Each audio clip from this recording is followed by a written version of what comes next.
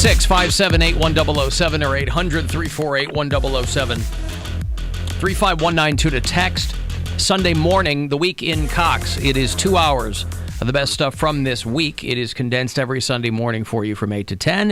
It is hosted by Bill and Poundcake. So if you miss some of the week or you're up early on a Sunday morning, you can get 2 full hours. The week in Cox is every Sunday from 8 until 10 a.m. I couldn't help but think in the wake of this Myles Garrett thing, I certainly hope that we didn't contribute in some small way to that. Because we were running some pretty aggressive promos yesterday on the show for the Browns game. You think that got into his head and he's like, yeah, F the Steelers. Maybe so. This is one of the ones we were running yesterday. $20 to anyone who drops off a blood-stained, terrible towel after the game. What? Oh, we can't do that? Okay, never mind. Just we go can't Browns do that. 100.7 WMMS. I mean, that's fine. I think that's saying, hey, we shouldn't do that. Maybe he only heard the first part. Maybe he was listening to the show, driving to the stadium, only heard the first part, and became so glassy-eyed with rage that he shut it off. First of all, does he need $20 that bad? I'm pretty sure he's worth multi-million-dollar contract. First of all, he was so angry that this show was even on. And then he heard that, and he's like, you know what? I'm going to bust somebody's melon tonight over at First Energy Stadium. Listen, is it a stretch? Of course. Do I still have to be concerned about it, Bill? Yeah. Yes. This is my portion of real estate here on WMMS. Yes, Poundcake. Would he still be suspended if he didn't make contact with the other guy's head? He probably would be suspended, but for less time. But the fact that he made contact... But the fact that he made contact definitely takes it to another level. Could you imagine getting hit in the head with a football helmet? Those things are not soft. Did he get him full on, or did he glance him? He got him with clocked him. Yeah, he got him pretty good. Yeah. He got him and it was almost like a weird part of the helmet. Like he got him with the half of the inside of the helmet, so it came like it was slicing into his head. Yuck. If you watch the video, well, I mean, at least the guy didn't fall. The guy's reaction was, "Hey, he hit me in the head." He had his hands up. He was looking for a we had call. so much adrenaline. Mm-hmm.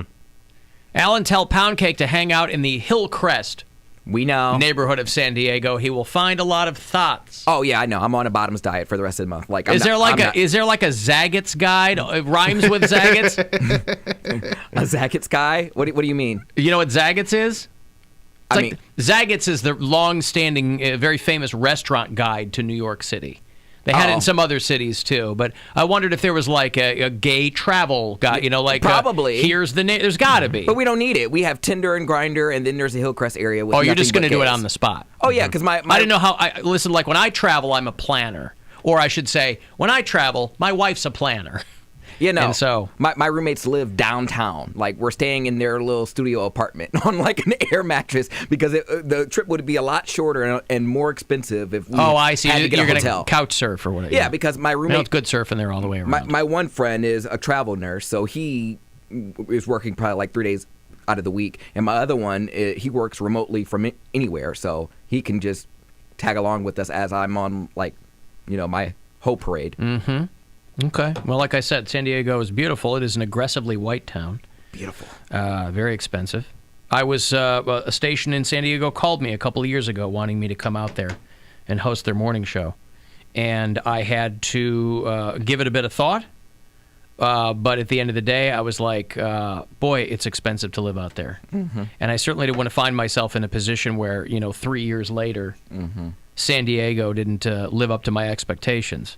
Not expensive to live here. So I turned them down. I like that a lot. But it's still it's a great city. Oh, I have to just all the preparation, the shopping and the shaving and Okay, fine. Okay. Yeah, we are familiar with what preparation means. In your case, I was going to say, in your case, I think H is what you're going to want to focus on. No, just prep, not preparation. H. Just well, prep. A little of both probably will go a long way. That'll do you. Yeah, that'll do you. A lot of people with questions for Bill Squire's Christmas Kwanzaa. Yeah. I will be giving away tickets next week. They are on sale as of today. Is this a GA show? This is I believe 18 and over, and it might be GA. I think it's GA. Because there's floor seating, yes, correct? Yes. Oh, GA means general admission. General admission. Yes. It's floor seats, but we just did one ticket this year. One general admission ticket. Okay, because somebody's texting me that they're bringing a group of 20 people and they want to make sure that they're in front. Yeah. So you'd want to get your tickets quickly. Yeah. Yeah. And yeah. Even if you want to be in back, get your tickets quickly. That's right. For the 29th of December? 29th of December. At the Agora. Yep. And this year what we're doing is we got Brian Kenny, Wanda Mayfield, Martin Malloy, who has been on this show as Schizo Bill before, who is absolutely hilarious. He helps me host Flicks and Bill when I do it. Liz Blanc, Sarah Volpio, Cody Cooper, and Mary Santora. And Cody and Mary are going to do a contest that I've been doing at my Thursday shows. It's called Stand and Deliver, where we get audience suggestions for them to write topics about or write jokes about. And then at the end of the show, they're going to they're still going to do their regular sets, and then after their sets, we're going to get some topics from the audience that night. They're going to spend the rest of the show writing those jokes, and then we'll see who wrote the better jokes, and it's going to be really fun. It is rather fun to watch. When I used to work at East End, I would stop and go in there and see what they had to say. It's almost like comedic sparring, if you will. And Cody and Mary they get really in their head about it, but they're both very, very good at it. So that's why I picked them, because they write great, like, one-line jokes for these topics. It's going to be awesome. Alan, I'll see you at the Agora tonight unless you crap out. I am not crapping out. King Diamond believe is it when I tonight. see it, old man. King Diamond is tonight, There might and be a I snowflake cannot on the wait. ground. No, Can't stop go. it. What if a moisture shows up? A moisture. That was moisture, a lot of moisture, by the way, before the Elton John show. This is King Diamond. You don't understand what you're talking about. Absolutely. My wife's going. We got a box. Your toddler's on autopilot. She's spending the night at Grandma's house. Yep. Okay. It's going to be a lot of fun tonight. Leave it on Grandma to chase her around. Absolutely be there at the King Diamond show tonight. They have great support acts on that show. Very excited. Did you see that? We run these commercials all the time, so it's kind of white noise to me at this point. But if you spend any time on TikTok, there are a lot of kids that are using the Home Depot theme music to do dance. Have you seen this? No, I haven't to seen do that. videos too, because it's like, we hear more saving, more doing. But I guess the hashtag Home Depot dancing has been trending for a while now. It is kind of a banger. I mean, if you were going to put something to it. Great marketing for them.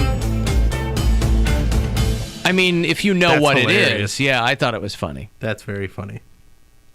What's the actual song? I don't know. I think No, it's it's just a theme. it's probably just a piece of commercial production that they bought. That's really for Home funny. Depot theme music. The first jingle I ever remembered was like the "Like a Rock, ooh, like a rock" for like the Chevrolet commercials, or was that Ford? No, that's Bob Seger. Yeah, but Yeah, that's a that's a song real like, song. I know, that he but licensed. Yeah, But they used it for those commercials For and a long time, That too. was the first jingle I ever remember singing. yeah. Sticks in your damn head, man. Even as a kid.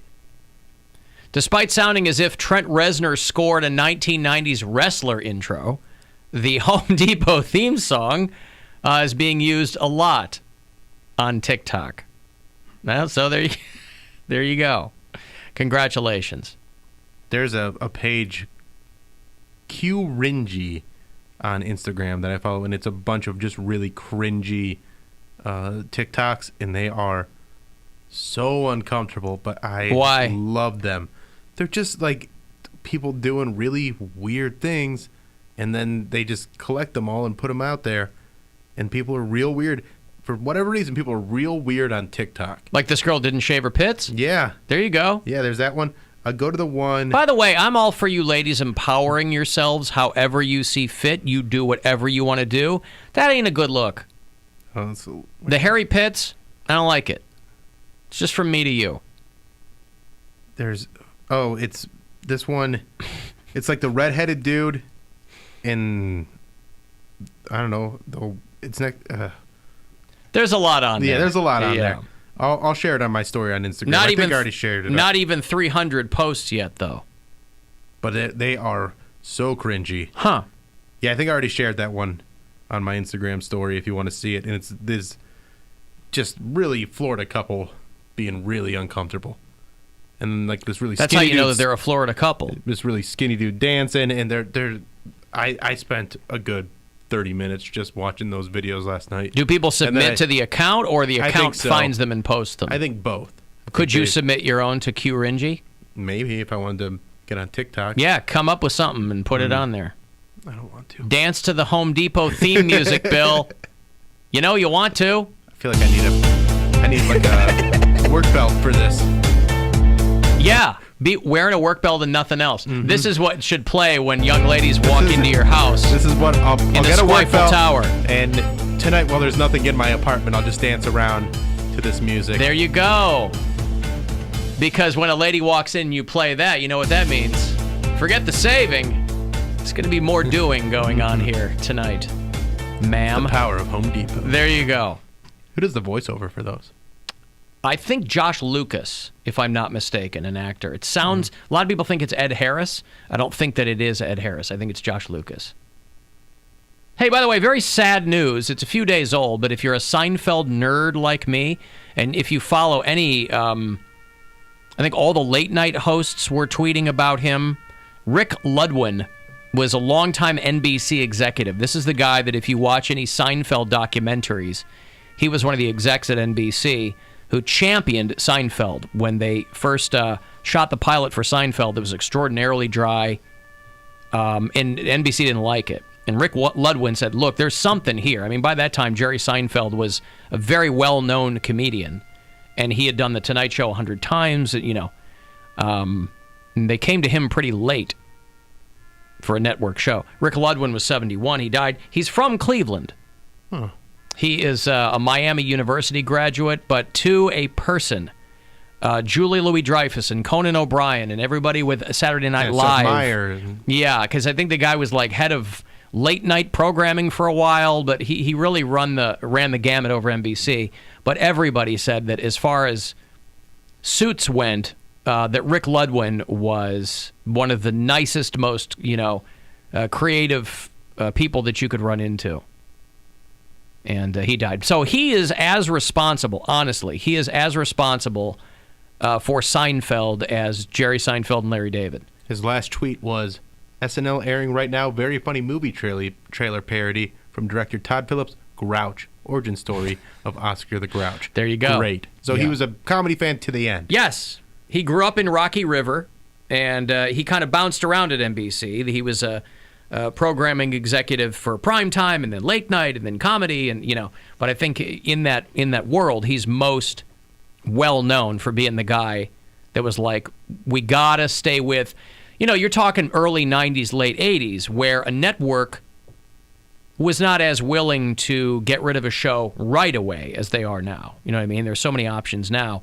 They can look and see if a show is performing week to week and go, I mean, they got weeklies before. They go day to day now and go, nope, we're going to take this off the air. They do it so all the time. savage. You know what I mean? And it's so weird, savage. but it's weird too, because you figure the networks are more willing to do that. But then on the other hand, the streamers have so much money that they will renew shows before, like this show, The Witcher. I don't know anything about The Witcher. I guess it's a video game or something, but Henry Cavill is playing The Witcher. It's on Netflix. It's coming. Nobody knows if this show is going to do well, but they've already. The first season hasn't even premiered yet. They've already renewed it for a second season. So, like, these streamers will renew a show that no one's seen yet because they go, we figure a lot, and these Let's are throw a bunch of money in it, Yeah. and it should work out. these are expensive shows to make. But on the other hand, they have shows that they get rid of pretty quick. There was a show on Netflix. Usually you can get a couple of seasons, even out of a show that nobody watches, because they go, well, let's give it a second season because maybe it just flew under the radar the first season. We'll give it a second season. And then if nobody pays attention to it, they'll go, eh. Yeah, if you get canceled after one season on Netflix, you did real bad. It was really bad. Real like bad. nobody watched you. Yeah. And they have so much content, they don't need to keep a show nobody's watching. They don't need to spend the money. So anyway, Rick Ludwin, I knew the name, I knew his pedigree, did not actually know that he was from this area until the obit was in The Plain Dealer. But if you go back and you saw people tweeting, accolades of this guy, Conan and John Mulaney and everybody, talking about what a phenomenal dude this guy was. We've got a bit of listener mail here. Hey, look at this. Letters. We got letters. A lot of Poundcake mail. Oh, Lord. What I do now? Well, the usual. The age gap conversation that ended yesterday's show about us trying to fix up your mom, who's 61, with a young stud. Told y'all leave my mama out of this. Alan, I've seen Poundcake's mom. She's hot. I'm 11 years younger than her, and I'd love to body slam her like I met her in a Popeye's chicken parking lot. 11 years younger is fine. You're not my age, homie. Thusly merging our union with his favorite food. So that's somebody trying to take your feelings into account. Again, 11 years younger I feel like is an appropriate age. You're not going to have me eyeing up the dude that I went to high school with, and he's going to take my mom out for a date. No. Okay, so this talking about. I don't care about younger. This person's 50. That's fine with you. I don't care about younger. You just don't want younger than you. Hell no. What if they're 2 years older than you? No. I need you to have like Bill's age or higher. Bill can take my mom on a date. I don't care. Bill is not my peer. I didn't go to school with him. I never even was in school the same time he was in school, so I don't care. You gonna call me daddy?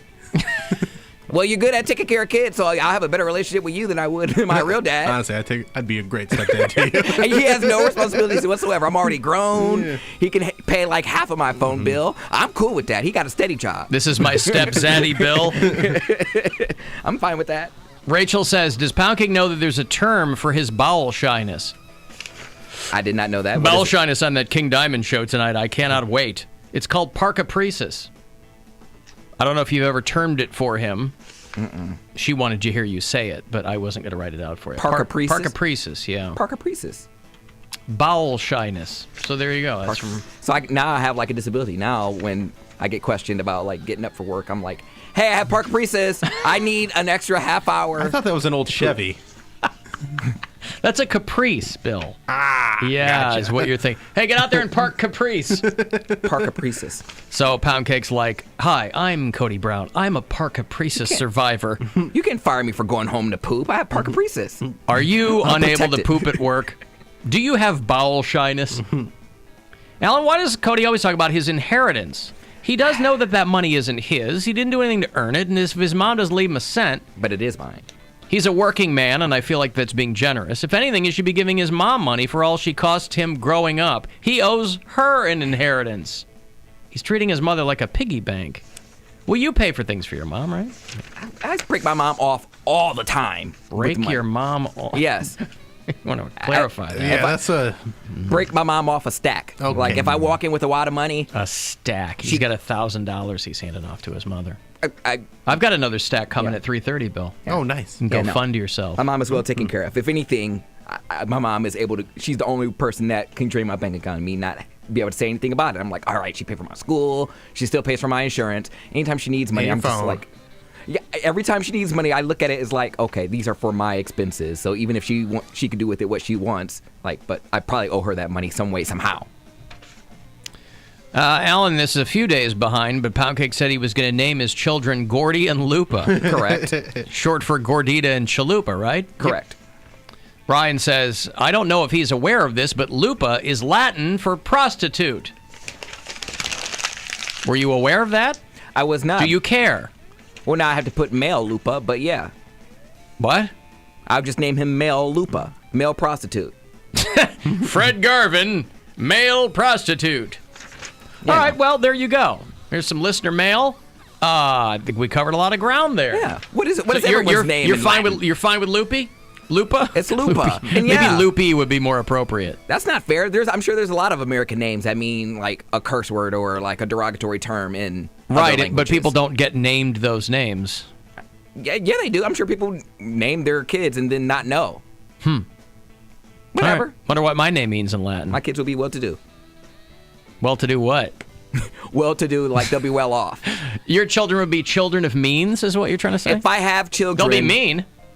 If I have children, that means I have the financial stability to make them and have them, and so they will be put together. They won't need anybody else's approval. Nepotism. What does that have to do with naming them a Latin word for prostitute? I can name them a stupid name and they'll still be okay in life, is what I'm saying. Plus, it's probably pretty unlikely that other kids are going to mock them for having the Latin word for prostitute. But they're named after, they were like, no, my dad didn't name me after a prostitute. He named me after a taco, guys. That's better. Yeah, exactly. And they were like, oh, we totally get it. Yeah. So his nickname at school will be Hooker Taco. Fantastic. All right, there you go. I've got a break. Journey and the Pretenders are on the road next summer, June 30th. They will get to Blossom. I will have tickets for you after this break. A lot of people have been hitting me up for those, so I'll give you your shot here shortly. Comedian Curtis Cook is going to join us as well. He's back in town to do a couple shows for the Cleveland Comedy Festival, so we'll catch up with him. 35192 if you want to text me for anything else.